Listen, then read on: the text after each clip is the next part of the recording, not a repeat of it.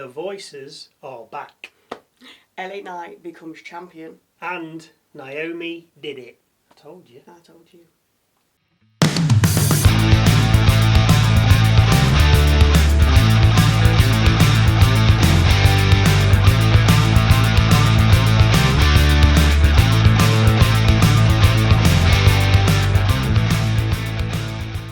Hello, welcome to Wrestle MSX. I'm Michael. I'm Sally. And Drew McIntyre jumps Damien Priest as he's making his way through backstage before we've even begun. When the show does start, we hear voices in our head as Randy Orton opens the show. He respects Kevin Owens, the wrestler, but the man he has a problem with, saying that KO is jealous. Jealous of Cody because Cody has gold around his waist, and jealous of Sammy because he's become a bigger star. Orton says that KO has peed him off and he's going to prove that Pat McAfee is only the second greatest punter in the WWE.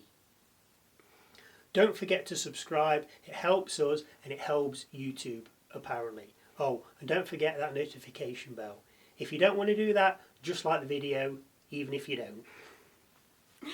We catch up from earlier in the day as we see Tiffany Stratton talking with Nick Aldis when she's interrupted by Chelsea Green and Piper Niven. Niven moans about her upcoming match with Michin when Stratton tells her to be quiet, with Piper Niven then piping up. Stratton shuts her down and then offers her a match. Green says she can't. Aldis, on the other hand, thinks it's a great idea as we have Tiffany Stratton versus Piper Niven next. Niven sends Stratton over the top rope after catching her during her tumbling handspring routine and then attacks her from the apron as we hit a break. We come back to see Stratton then land a tumbling handspring followed by a basement dropkick and cover for two. A swanton also only gets her a two. Niven goes for a Vader bomb which Stratton rolls out the way of. With Niven stunned on the mat, Stratton climbs up to the top rope and hits the prettiest moonsault ever. The champion then covers Niven and gets the victory. After the match, Stratton is attacked by Charlotte Flair, who locks her in the figure eight before referees come out and manage to get her to release it.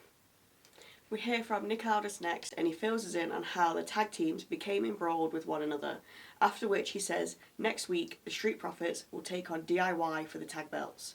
While this week we have Los Garza versus Pretty Deadly versus Motor City Machine Guns in a triple threat match. Winners becoming in the next in line for a shot at the titles. So if you become evil, or a heel, should I say, you just get a shot at the belt. Yeah, Nice. That works, yeah. So, Los Garza versus Pretty Deadly versus Motor City Machine Guns in a triple threat match. We begin with chaos as everyone decides to get in the ring, with Los Garza looking good by moonsaulting both other teams from the top rope to the outside. We come back from the break to see Pretty Deadly being taken out by Alex Shelley in the middle of the ring, then tagging in Sabin, who easily deals with both Garza members before covering Berto for two. I have no idea who's in at this point. Sabin does his customary dive out the ring, then gets back in as Motor City look to set up Skull and Bones. As Shelley gets to the top rope, Wilson pushes him off, allowing Prince to backslide Sabin into a pin and get the 1, 2, 3.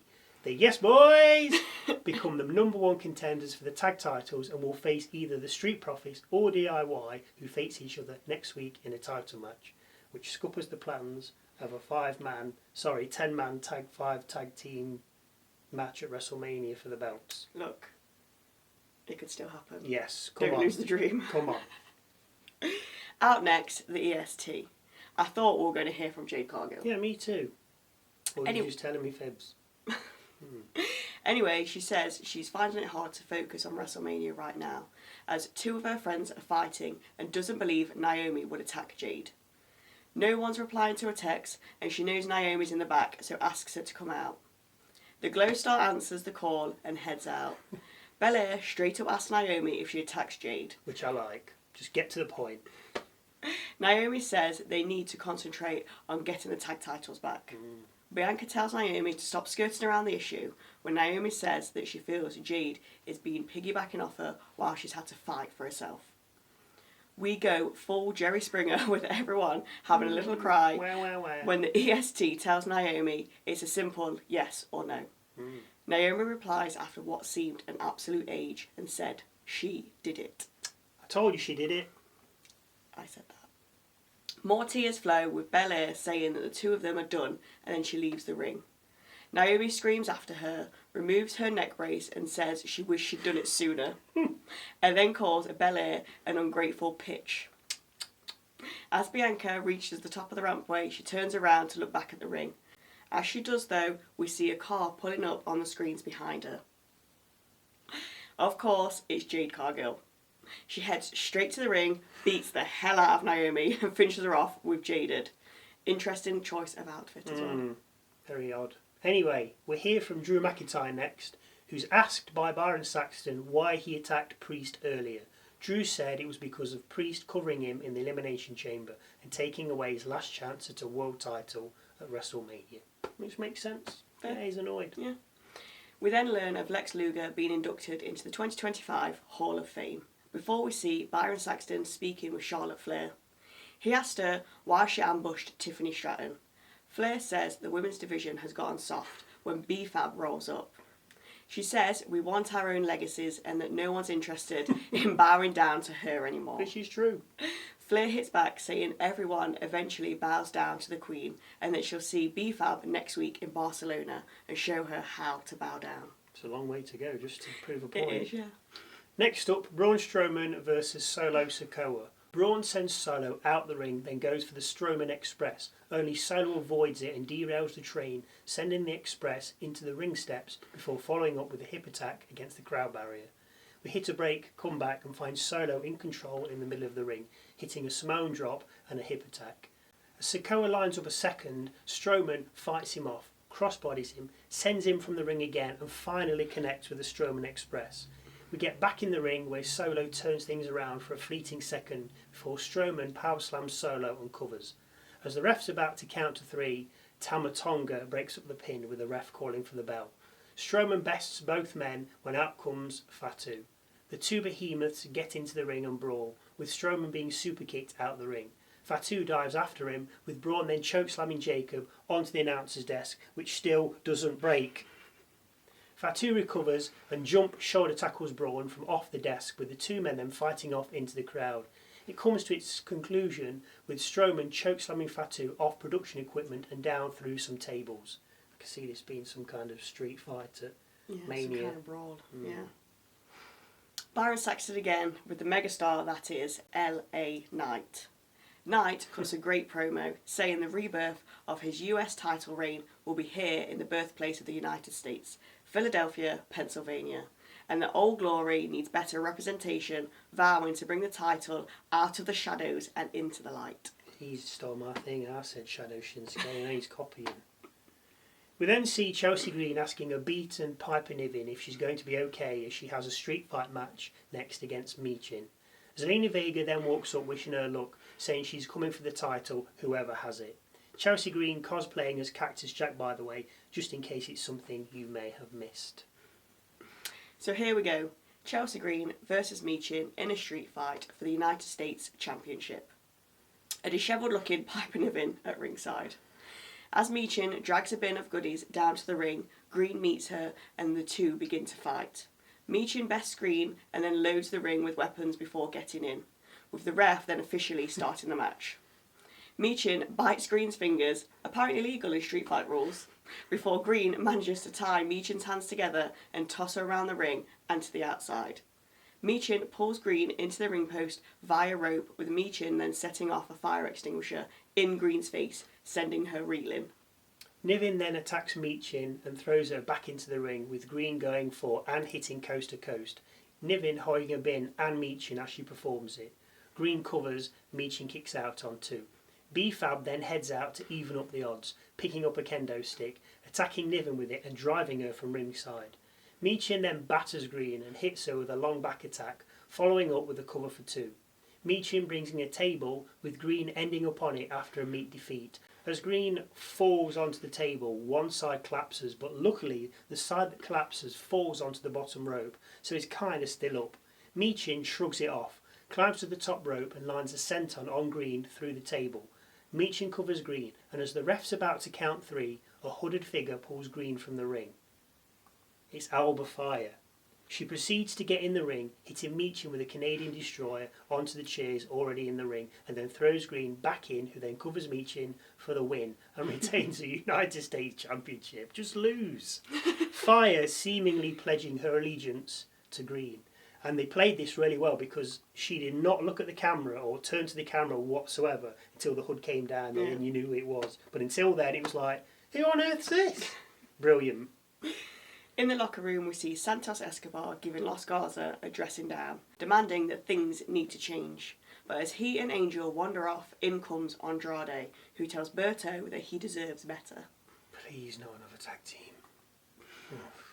Finally, we get to hear from Cody Rhodes. After talking about having to lie to his daughter about how he got his facial injuries and how he looked at Cena as the model of the sport, he wanted to know why. He tells a story of his dad wrestling in Philadelphia as well as himself, before recapping what happened at WrestleMania 40 last year.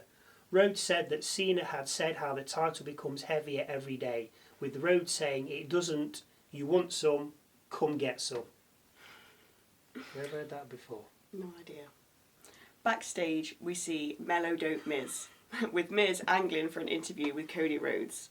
Melo says he'd have agreed to the final boss's demands and that some people are hating, like Randy Orton, who's been on the couch for 4 months playing Fortnite. Enter Orton. Orton says Fortnite's for kids. Can't disagree. With Aldis saying that KO isn't here, but can see Orton's itching for a fight. Nick then makes Orton versus Hayes for next week. Next out, Drew McIntyre versus Jimmy Uso. Jimmy ain't messing about, brawling with Drew straight away. That doesn't last long as Drew turns the tables and overpowers the Uso. We come back from the break and we're in the ring with Jimmy going for a cover off a Samoan drop, but only for 2. Jimmy gets another 2 off a super kick, then tries for a splash off the top rope. Drew rolls out the way, then claymores the former Bloodline member before going for the cover. The ref slaps the mat 3 times, with the Scottish Warrior picking up the victory. As McIntyre heads up the rampway after the match, he decides he hasn't finished with the Samoan, so heads back towards the ring. As he does though, Priest, not surprisingly, comes out from the back and attacks, vowing to kill McIntyre. Backstage hands eventually separate the two. It's gone a bit dark here. It has, yeah. Next, we have a vignette from Shadow Shinsuke saying he knew Knight would make a final attempt at the US title, but he'll keep it, and even though Knight will beg for mercy, none will be given. We see Saxton backstage, busy tonight, Yes. with the tag champs at DIY, and he asks if this is their toughest challenge to date when they face off against the Street Profits. They don't actually say yes or no, but do ask for a moment's silence for the Street Profits' dream, which is already dead. Last match of the night, Shinsuke Nakamura versus LA Knight for the United States Championship. Knight gains an early momentum with Shinsuke escaping the ring to get a little thinking time. When we re-enter the ring, Shinsuke manages his sliding German suplex, but gets caught with Knight's boot before suffering a bulldog from the middle rope and being sent over the top rope. The two get back in the ring while the States take a break, but then end up back outside with Knight bouncing Nakamura's head off the announcer's desk. Shinsuke turns things around, gets back in the ring, drops a knee on Knight and covers for 2. Knight hits the neckbreaker power slam combo before dropping an elbow, the follow-up cover getting 2.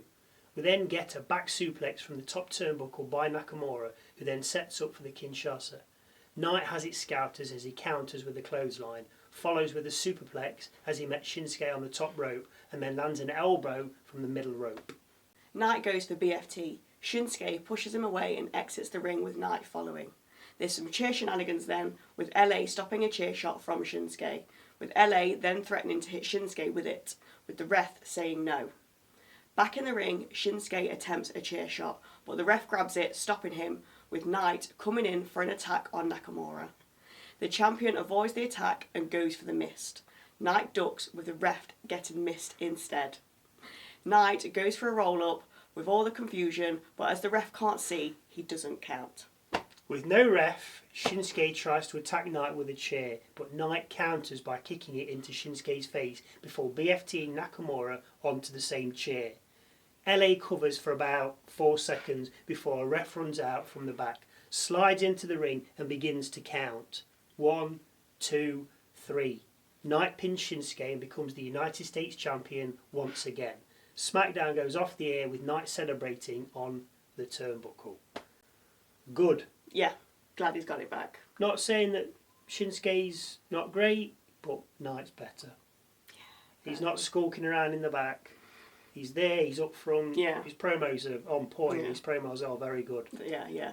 Yeah, that's it. That's what you want. That's what you want. Good to see Orton back. Oh, yeah, definitely. Told you it was Jade. I told you. No, you didn't. Naomi. Yeah, told you it was Naomi. Yeah, Jade threw herself off. Yeah.